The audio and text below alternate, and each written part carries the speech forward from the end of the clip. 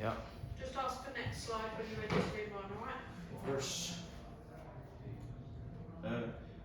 Hello, I'm Jack Lanings, and this is the Camp of the Welsh language, or the Downfall of Welsh. Next slide, please. So, what is this documentary about? I've also got the synopsis here. This documentary is going to be an informative piece that tells the story of the Welsh language, the history of the Welsh language, and how it's got to where it is today, and the sort of precautions and like the sort of the actions that need to be taken to get it back or to at least preserve the language. And we are also going to touch on other subjects such as other Celtic languages and other things along those lines, and to educate the audience.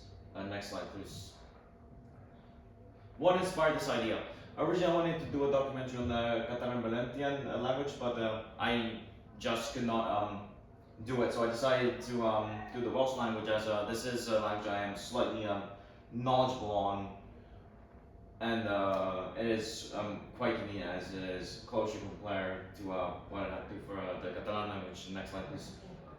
The research. So here I did quite a bit of research. This is all of the research I could visualize, such as the speakers of the Welsh language, where the other languages that are related to Welsh are spoken. We also have Chubut Valley, it is Argentinian province that speaks Welsh also, and here's all of the areas that speak Welsh too.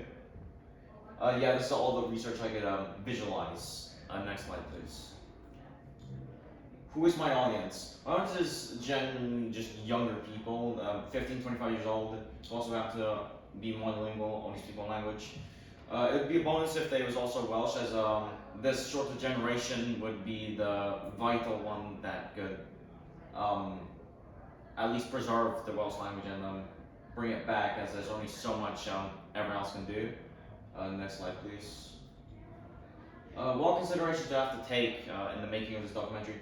There are quite a few considerations I had to consider before carrying out this documentary, such as getting people's faces in the footage that I don't have consent from.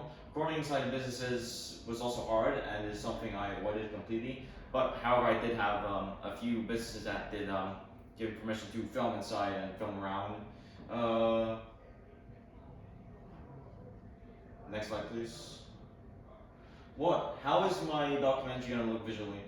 So there's this YouTuber who does documentaries.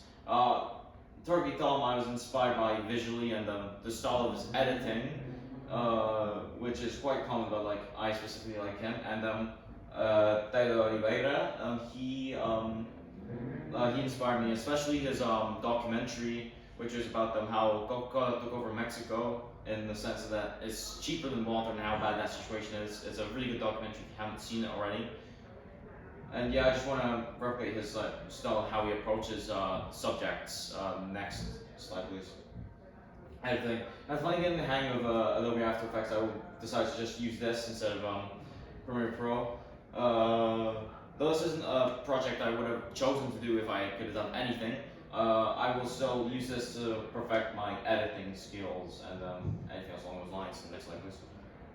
What equipment did I using? For production, I used the college's Sony and mic. Unfortunately, like they did not have access, or no, I did not have access to other lenses or like anything else along those lines on the dates I wanted to go. I do not know what's wrong with that. And here we have some examples of the footage I took.